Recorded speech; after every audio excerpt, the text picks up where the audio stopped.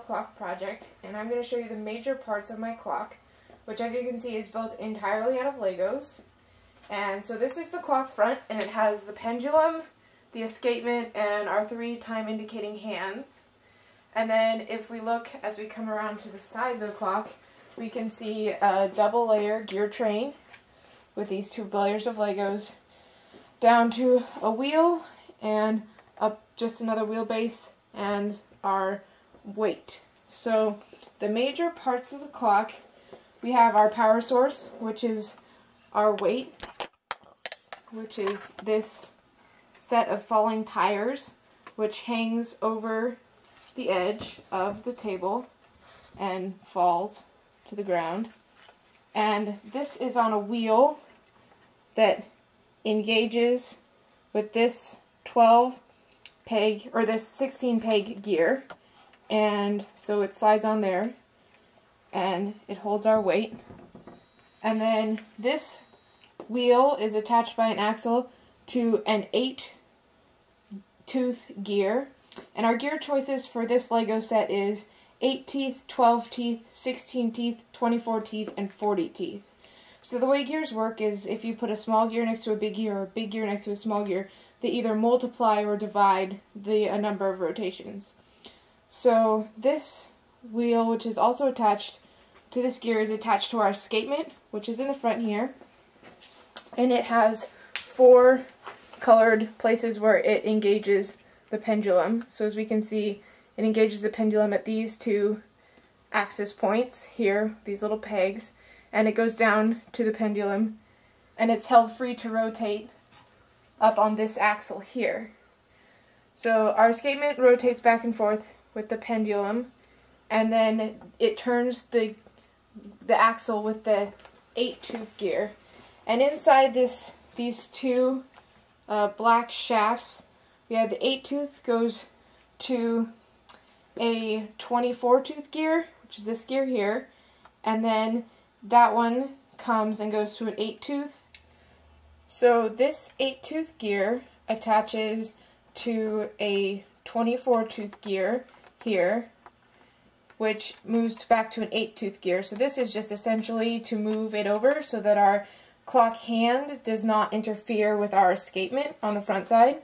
So these 2 gears move it over, and then this goes from an 8-tooth gear to a 16-tooth gear, dividing by 2, and then on the other side goes to an 8-tooth gear to a 16-tooth gear, which again, these 2 divided by 2. So we go from our 12 RPM escapement to down dividing 8 by 24, so divide by 3, and 8 by 6 to 16, divide by 2, and another 8 to 16, which divides by 2, and makes this minute hand a 1 rotation per minute. So from our purple minute hand, we go to our next 3-minute hand, so it goes around 1 revolution every 3 minutes. And to do that, we end up doing a divide by 3. But again, because we don't want the 2 hands to interfere with each other, we go from an 8 to this larger gear to just simply shift it over, and then we go from this 8 to a 24, which is the divide by 3 needed to make the 3-minute hand. From the 3-minute hand, we go to our hour hand, so that rotates once every 60 minutes, and that one is an 8 to a 40, which is divide by 5, and then from an 8 to a 16 on the inside of the 2 shafts, which is divide by 2, and another 8 to 16 on the out-facing side, which is a divide by 2 to get to our teal 1-hour hand. So that's the gear train from start to finish, and then when we're running the clock, all these gears are engaged through the single axle that attaches the escapement to the pendulum. To work our Lego clock, the first thing we do is hang the weight over the edge so that it can fall, and then we can see our minute and our 3-minute hands are about in the vertical position. There's a little bit of slippage because they're Lego gears. And so then we want to start our clock, we pull the pendulum back, and we let it engage with the escapement, and off it goes. And you can see the gears and the hands moving.